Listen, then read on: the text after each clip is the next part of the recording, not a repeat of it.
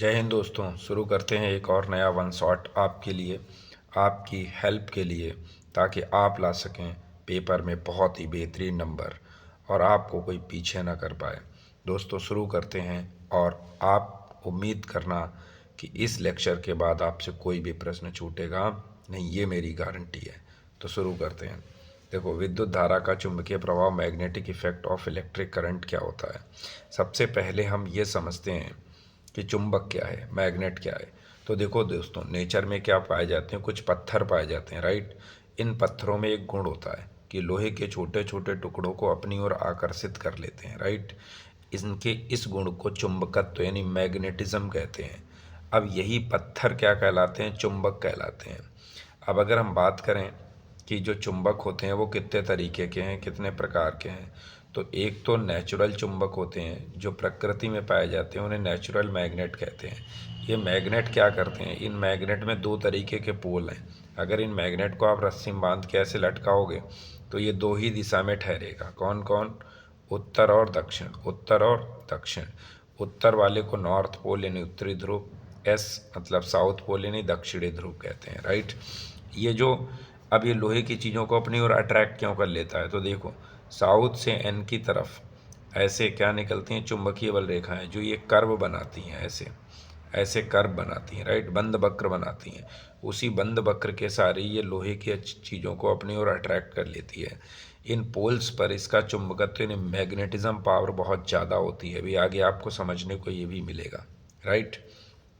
अब समझो, ये तो हमें समझ में आ गया कि कृत्रिम चुंबक की बात कर लेते हैं। अब चलो, आर्टिफिशियल मैग्नेट क्या होती है। आर्टिफिशियल मैग्नेट वो ही दोस्तों जो हम लोगों ने बनाई है, राइट, जो नेचर ने बनाई है। नेचर ने नहीं बनाई है बल्कि मानव ने बनाई, उसे आर्टिफिशियल मैग्नेट हम कहते हैं। आर्टिफिशियल मैग्नेट में लोहा होता है, निकेल होता है और इस्पात होता है। इन तीनों चीज़ों को मिला के बनाई जाती है आर्टिफिशियल मैग्नेट। इसमें एग्जाम्पल क्या हैं, जैसे क्षण चुंबक है, नाल चुंबक है, चुंबकीय सुई है, चुंबकीय नाल है, ये इसके एग्जाम्पल हैं। अब बात करते हैं चुंबक के गुणों की, यानी properties of magnet. Properties of magnet very important. तो मैग्नेट में कितने पोल हैं, एन और एस, यानी उत्तरी ध्रुव और दक्षिणी ध्रुव। हमने अभी बताया कि चुंबक लोहे के छोटे छोटे टुकड़ों को अपनी ओर क्या कर लेती है, खींच लेती है। इस गुण को क्या कहते हैं, मैग्नेटिज्म कहते हैं। चुंबक में मैग्नेटिज्म कहाँ ज़्यादा होता है, तो ये सिरों पर ज़्यादा होता है, बीच में बहुत कम होता है। बीच में एक ऐसा बिंदु होता है जहाँ पर जीरो होता है, उसे उदासीन बिंदु कहते हैं, राइट। अब देखो, अगर चुंबक के दो पोल हैं, एन और एन, एक जैसे पोल हैं तो ये एक दूसरे को प्रतिकर्षित करेंगे। अगर यस और एस यानी साउथ साउथ है तो वो भी प्रतिकर्षित करेंगे। और अगर एक एन है और एक यस तो ये अट्रैक्ट कर लेगा, राइट। अब इस बात को दोस्तों बहुत ध्यान से समझना। अगर कोई दुनिया में तुम्हें तोड़ना चाहे तो तोड़ नहीं सकता। देखो, चुंबक के बारे में नेचर ने कितना बेहतरीन सिस्टम बनाया। इस चुंबक को एक व्यक्ति ने ऐसे तोड़ा और सोचा कि हम एन और एस ध्रुव को अलग कर देंगे, लेकिन जैसे ही उसने तोड़ा, तुरंत जहाँ से तोड़ा तुरंत एक ये नया चुंबक बन गया। मतलब एन तो पहले से था, जहाँ से टूटा वहाँ पे एस आ गया, और इधर एस था तो इधर एन आ गया। तो दोस्तों कहने का मतलब ये हुआ कि ये चुंबक जो तोड़ी गई, ये टूटी नहीं, ये अपना एक नया रूप इसने फिर से ले लिया। अब लोगों ने सोचा कि चलो यहाँ से तोड़ देते हैं, एन एस को अलग कर लेते हैं। तो जैसे ही तोड़ के देखा, फिर से इसने एक नया चुंबक बना लिया। तो कोई किसी को दुनिया में तोड़ नहीं सकता है जब तक आप टूटना नहीं चाहते हैं, राइट। तो ये नेचर ने जो चुंबक को गुण दिया, ये हम सबको भी गुण दिया, बशर्ते हम इन बातों को समझ पाएँ, राइट। अब चलते हैं आगे, समझते हैं चुंबकीय क्षेत्र मतलब मैग्नेटिक फील्ड क्या होता है। तो देखो दोस्तों, ये चुंबक है, इस चुंबक के चारों ओर का वह क्षेत्र जहाँ तक इस चुंबक के प्रभाव को अनुभव किया जा सके, ये पूरा का पूरा क्षेत्र क्या कहलाता है, चुंबकीय क्षेत्र। तो परिभाषा कैसे लिखोगे, किसी चुंबक के चारों ओर का वह क्षेत्र जहाँ तक उसके प्रभाव को अनुभव किया जा सके, चुंबकीय क्षेत्र कहलाता है। अगर आपको कहीं पर भी चुंबकीय क्षेत्र का पता लगाना है तो वहाँ कंपास ले आओ। कंपास को रखोगे यानी निडल, मैग्नेटिक निडल को रखोगे, तो मैग्नेटिक निडल अगर उत्तर दक्षिण दिशा में ठहर जाए तो समझ लेना है चुंबकीय क्षेत्र है, राइट। तो एक और डेफिनेशन होती है क्या, कि किसी चुंबक के चारों ओर का वह क्षेत्र जिसमें किसी चुंबकीय सुई को रखने पर उस पर एक बलयुग्म का आघूर्ण कार्य करता है, जिसके कारण वह चुंबकीय सुई घूमकर एक निश्चित दिशा में ठहर जाती है, तो ऐसा क्षेत्र भी चुंबकीय क्षेत्र कहलाता है, राइट। अभी एक और बात पढ़ने को मिलेगी, आस्टोड ने वो नियम बताया था कि जब किसी चालक तार में धारा प्रवाहित करते हैं तो उस चालक तार के चारों ओर भी जो क्षेत्र उत्पन्न होता है उसे चुंबकीय क्षेत्र कहते हैं। राइट। अब बात करते हैं दोस्तों चुंबकीय क्षेत्र की तीव्रता की, intensity of magnetic field. Intensity of magnetic field एक अदिश राशि है, यानी वेक्टर सदिश राशि है, सदिश राशि वेक्टर क्वांटिटी है। सदिश राशियाँ वे होती हैं जिनमें सदिश मतलब जो दिशा के साथ होती हैं, जिनमें मैग्नीट्यूड और डायरेक्शन दोनों होती हैं। राइट। चुंबकीय क्षेत्र की तीव्रता के 4 मात्रक हैं, पहले तो ध्यान रखना। एक है टेस्ला, एक है न्यूटन पर एम्पियर मीटर, एक है वेबर पर मीटर स्क्वायर और एक है गॉस। टेस्ला, न्यूटन पर एम्पियर मीटर, वेबर पर मीटर स्क्वायर, ये तीनों मात्रक एमकेएस सिस्टम के हैं, मतलब मीटर किलोग्राम सेकंड। और गॉस जो है वो सीजीएस यूनिट का मात्रक है, सीजीएस मतलब सेंटीमीटर ग्राम सेकंड। अब समझो कि चुंबकीय क्षेत्र का प्रभाव कितना ज़्यादा है। राइट। जितना ज़्यादा प्रभाव होगा उसी चुंबकीय क्षेत्र की तीव्रता कहते हैं। बात को समझ पा रहे हैं? मैग्नेटिक फील्ड जितना ज़्यादा उसी तीव्रता कहते हैं। अब देखो, यदि चुंबकीय क्षेत्र प्रत्येक बिंदु पर क्या है, बिल्कुल समान है, यानी प्रत्येक बिंदु पर चुंबकीय क्षेत्र की दिशा और परिमाण दोनों समान है, तो ऐसे क्षेत्र को कहते हैं एक समान चुंबकीय क्षेत्र। राइट। और अगर ये दिशा और परिमाण समान नहीं है, असमान है, तो इसे हम क्या कहते हैं, असमान चुंबकीय क्षेत्र। राइट। ये हो गया यूनिफॉर्म मैग्नेटिक फील्ड और ये हो गया variable magnetic field. Right. Variable magnetic field. यहाँ से दोस्तों जो प्रश्न आपसे पूछा जाएगा वो ये पूछा जाएगा कि चुंबकीय क्षेत्र की तीव्रता का मात्रक यानी बी का मात्रक क्या है। टेस्ला, न्यूटन पर एम्पियर मीटर और वेबर पर मीटर स्क्वायर। इन्हें ध्यान ही रखना क्योंकि यहाँ से 100% सवाल आएगा ही आएगा। अब समझते हैं चुंबकीय बल रेखाएं, मैग्नेटिक लाइंस ऑफ फोर्स। अभी हमने आपको बताया कि जैसे चुंबक में 2 ध्रुव होते हैं, नॉर्थ और साउथ, उत्तरी और दक्षिणी। तो चुंबक के अंदर से जो चुंबकीय बल रेखाएं हैं वो दक्षिण से चलती हैं। राइट। और उत्तर से निकलती हैं। राइट। अब हम बाहर की दुनिया में देखें तो बाहर अगर चुंबकीय बल रेखाएं जब निकलें तो ये एन से एस की तरफ जाती हैं, लेकिन अंदर से एस से एन की तरफ आती हैं, बंद वक्र बनाती हैं। राइट। कैसा वक्र बनाती हैं? बंद वक्र बनाती हैं। अगर हम देखें तो इनकी जो इंटेंसिटी होती है, जो इनकी पावर होती है, वो इनकी पावर ध्रुवों पर बहुत ज़्यादा होती है। राइट। ध्रुवों पर बहुत तेज़ी से इनकी वर्किंग होती है, मतलब यहाँ पर जो मैग्नेटिज्म का प्रभाव है वो बहुत ज़्यादा होता है। बीच में एक बिंदु होता है जहाँ ये चीज़ जीरो हो जाती है, उसे उदासीन बिंदु यानी न्यूट्रल पॉइंट कहते हैं। राइट। अब हम समझते हैं कि चुंबकीय बल रेखाओं के गुण क्या क्या हैं, properties of magnetic line of force क्या क्या हैं। तो देखो दोस्तों, इन्हें बहुत ध्यान से समझना क्योंकि ये वेरी वेरी इंपॉर्टेंट है, वेरी वेरी इंपॉर्टेंट है। यहाँ पर अगर आप समझ गए तो लॉजिक आपको बहुत फिट कर जाएगा। देखो, पहले तो चुंबकीय बल रेखाएं चुंबक के अंदर दक्षिण से उत्तर की ओर चलती हैं तथा चुंबक के बाहर उत्तर से दक्षिण की ओर चलती हैं, ये ध्यान रखना। फिर चुंबकीय बल रेखाएं एक बंद वक्र बनाती हैं, ये भी बात याद रखना है। बंद वक्र ये एक दूसरे को कभी काटती नहीं है। साथ साथ एक समान चुंबकीय क्षेत्र में चुंबकीय बल रेखाएं की दिशा एक साथ होती है और साथ साथ जो इनके चुंबकीय बल रेखाओं के बीच की दूरी होती है ये भी समान होती है। अब समझते हैं विद्युत धारा का चुंबकीय प्रभाव, magnetic effect of electric current. तो देखो दोस्तों, विद्युत धारा का चुंबकीय प्रभाव क्या है। अब देखो, जैसे ही आपने इसमें विद्युत धारा प्रवाहित की तो पहले तो ये तार गर्म हो जाएगा, साथ साथ जैसे ही विद्युत धारा प्रवाहित करोगे तुरंत इसके चारों ओर क्या उत्पन्न हो जाएगा, चुंबकीय क्षेत्र उत्पन्न हो जाएगा। क्या उत्पन्न हो जाएगा? चुंबकीय क्षेत्र। कैसे? ऐसे, इस तरह से उत्पन्न होगा। राइट। अब देखो, ये बात बताई किसने थी? ये बात एक्सपेरिमेंटली प्रूव करी थी ऑस्टर्ड ने। ऑस्टर्ड ने अपने एक्सपेरिमेंट में बताया कि जैसे ही इसमें धारा प्रवाहित की जाती है चालक तार में, तो ये जो निडिल है, कंपास है, घूमकर उत्तर दक्षिण दिशा में ठहर जाती है। राइट। तो जैसे ही धारा प्रवाहित की गई तो इसके चारों ओर क्या उत्पन्न हो गया? चुंबकीय क्षेत्र उत्पन्न हो गया। क्या उत्पन्न हो गया? चुंबकीय क्षेत्र उत्पन्न हो गया। अब देखो, जिधर की तरफ धारा जा रही होगी तो निडिल की डायरेक्शन में एन उधर ही चला जाएगा और यस उसके विपरीत आ जाएगा। अगर इधर की तरफ लाओगे तो यन इधर आ जाएगा और यस पीछे की तरफ चला जाएगा, राइट। अब इसकी दिशा किधर होती है तो दिशा को भी समझेंगे, बशर्ते ये समझ लो जैसे पेन है, तो पेन में जब आप करंट फ्लो करोगे तो इसके क्या होगा, इसके चारों ओर क्या उत्पन्न हो जाएगा, चुंबकीय क्षेत्र यानी मैग्नेटिक फील्ड उत्पन्न होगा इसके चारों ओर, राइट। अब देखो, अब समझते हैं एक और बेहतरीन टॉपिक। देखो इसे समझना ध्यान से, क्योंकि ये फॉर्मूला आपके लिए बेहद इंपॉर्टेंट है और ये आएगा जरूर आपके एग्जाम में। क्या है, सीधे धारावाही चालक तार से उत्पन्न चुंबकीय क्षेत्र magnetic field due to a current carrying straight wire. देखो जैसे कि इस वायर में आपने क्या किया, करंट फ्लो किया, तो इसके चारों ओर क्या क्रिएट हो गया, मैग्नेटिक फील्ड क्रिएट हो गया। अब ये मैग्नेटिक फील्ड क्रिएट हो गया, मान लो हमें यहाँ पर निकालना है, यहाँ से यहाँ तक की दूरी आर है, तो ये जो मैग्नेटिक फील्ड है वो किस बात पर निर्भर कर रहा है, जितनी ज़्यादा धारा उतना ही ज़्यादा मैग्नेटिक फील्ड। यानी किसी भी चालक तार में धारा जो होती है वो चुंबकीय क्षेत्र के डायरेक्टली प्रोपोर्शनेट होती है।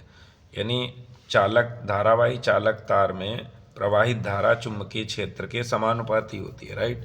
तथा बीच की दूरी के व्युत्क्रमानुपाती होती है। यानी ये दूरी बढ़ेगी तो ये तीव्रता जो प्रभाव होगा वो घट जाएगा, सीधी सी बात है। अब तार से जितना दूर जाओगे आप पर इसका प्रभाव घट जाएगा, तो बी प्रोपोर्शनेट क्या हो जाएगा, I/R। जब ये प्रोपोर्शनेट हटाओगे तो μ0/2π लग जाएगा।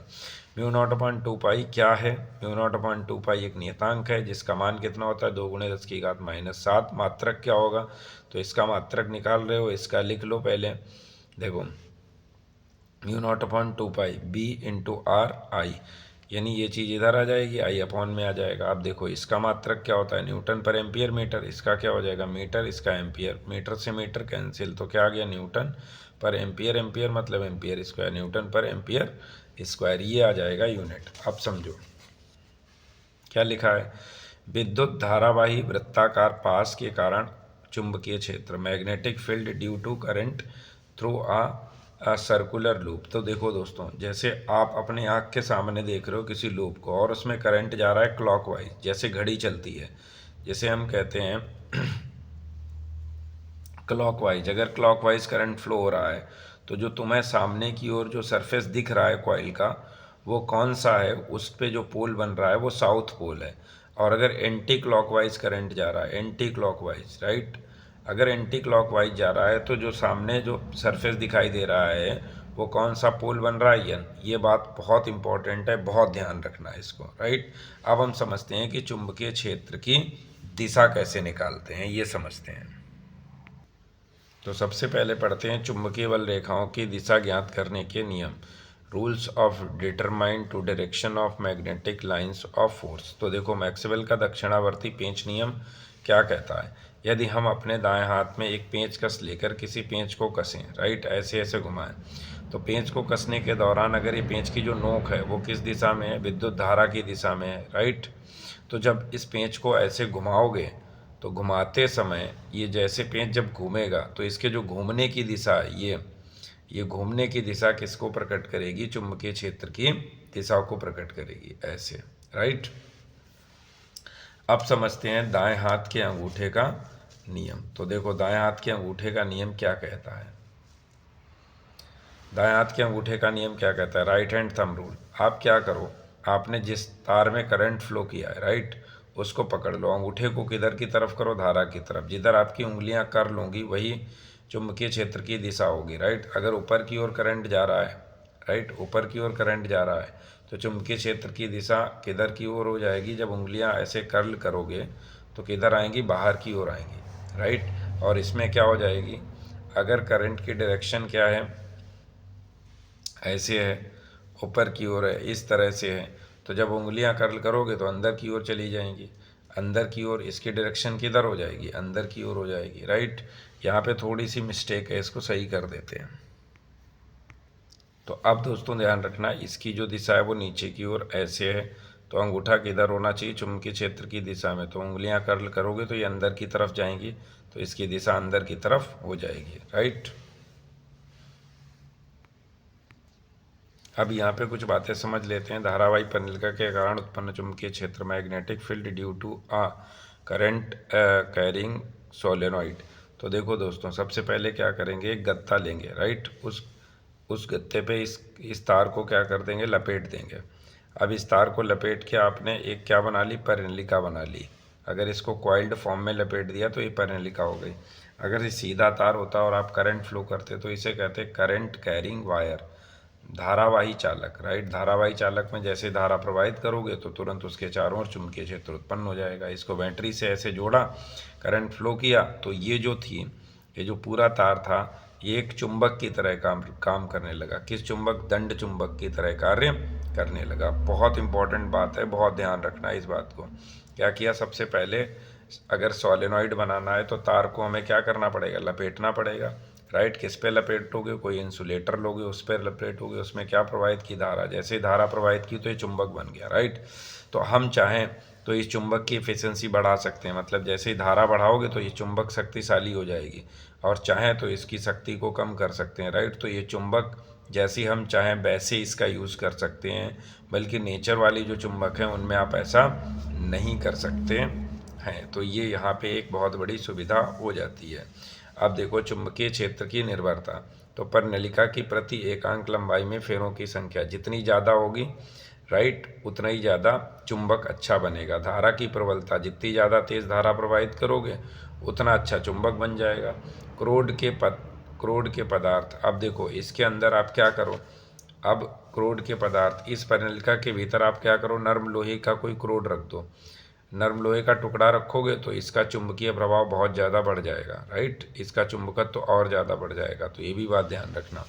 अब समझते हैं कि विद्युत चुंबक यानी इलेक्ट्रोमैग्नेट क्या होता है। तो आपने क्या किया, जैसे ही सोलेनॉइड में क्या प्रवाहित की, धारा प्रवाहित की, तो अगर इस सोलेनॉइड के अंदर आप नर्म लोहे का टुकड़ा रखते हो तो उसमें चुंबकत्व उत्पन्न हो जाता है, राइट। और जैसे ही करंट बंद तो ये इसमें चुंबकत्व का प्रभाव खत्म हो जाता है। अगर इसकी जगह आपने स्टील रख दिया, नर्म लोहे की जगह स्टील रख दिया, तो स्टील में क्या होगा कि आप यहाँ से धारा प्रवाह बंद करोगे तो भी इसमें चुंबकीय प्रभाव बना रहेगा, मतलब इसमें चुंबकीय प्रभाव आ जाएगा। तो इसलिए इसका प्रयोग नहीं करते हैं, राइट। और ये क्योंकि जब इसको रख दोगे तो चुंबक बन जाएगी, फिर स्टील बन ही नहीं पाएगी। बल्कि लोहे में क्या है खासियत कि जब तक धारा जा रही है इस परिनिलिका में तब तक तो ये चुंबक की तरह काम कर रहा है, और जब नहीं तो ये चुंबक की तरह कार्य नहीं करेगा, राइट।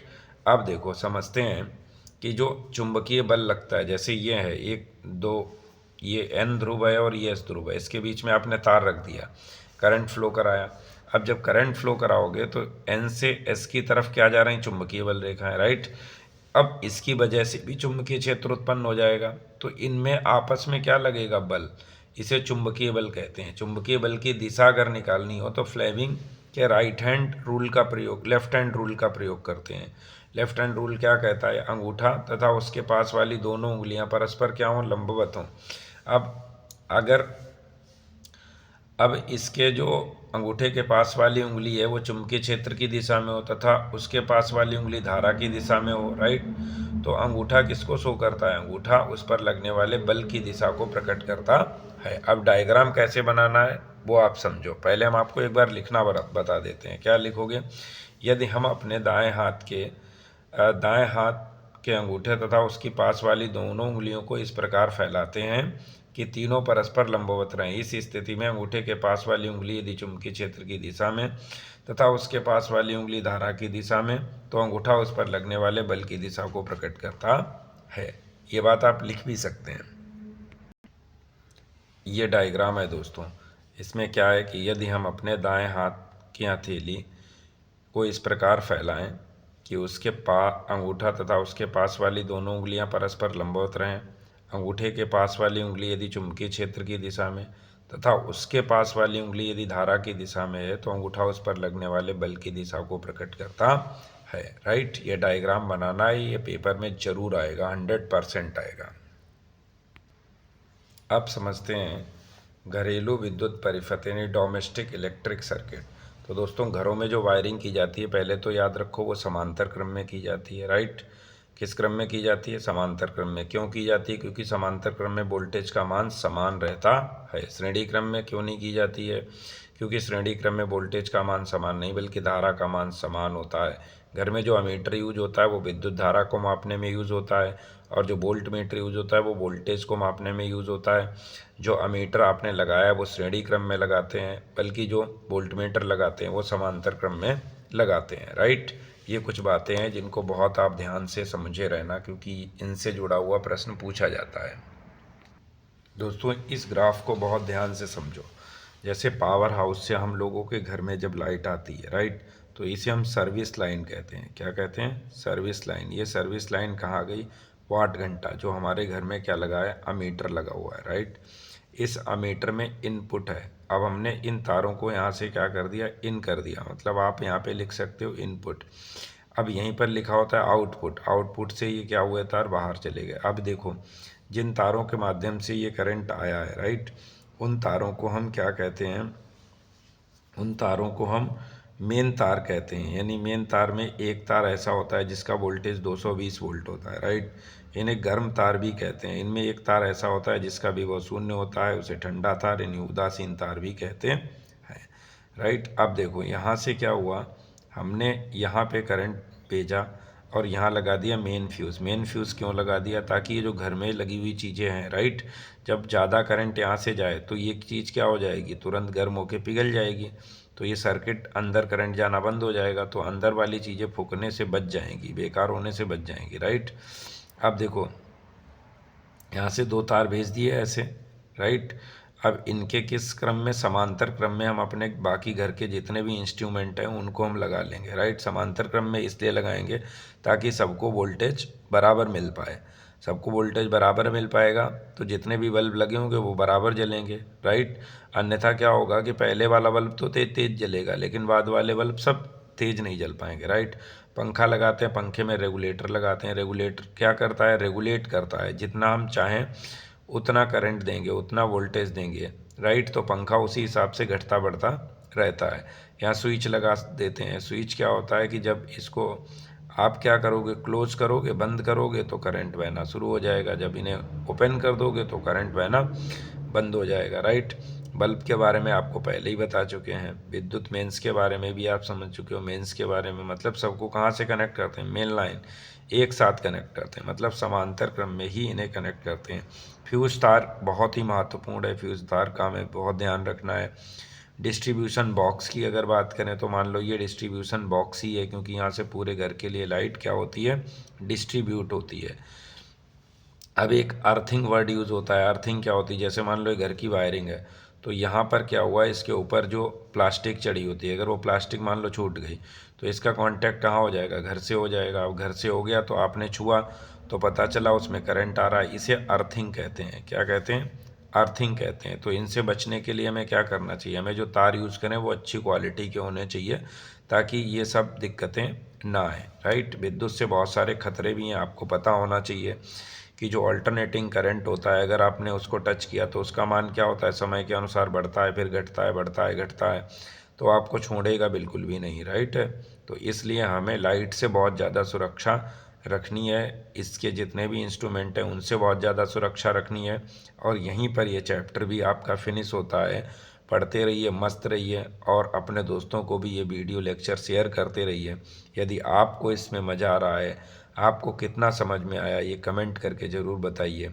और उम्मीद करेंगे कि आप बहुत अच्छे नंबर लेके आएंगे और यहाँ से आपका नॉलेज भी इनहेल होगा। बस अर्थ ये वन शॉट है, तो यहाँ बहुत सारी चीज़ें दोस्तों आपको समझने में दिक्कत ज़रूर जाती होगी, क्योंकि अगर आप पहली बार पढ़ रहे हो तो पहली बार में क्या होता है कि बहुत सारी चीज़ें हमारा दिमाग क्लिक नहीं कर पाता है, राइट। या तो आपने पहले से पढ़ रखी हो तो चीज़ें समझना हमारे लिए क्या हो जाता है? आसान हो जाता है। तो आज का लेक्चर यहीं पे ख़त्म करते हैं। अगले लेक्चर में अगला चैप्टर फिर फिनिश करेंगे। तब तक के लिए जय हिंद। आप अपने दोस्तों को भी शेयर करें और ख़ुद लाइक और सब्सक्राइब जरूर करें। नमस्कार।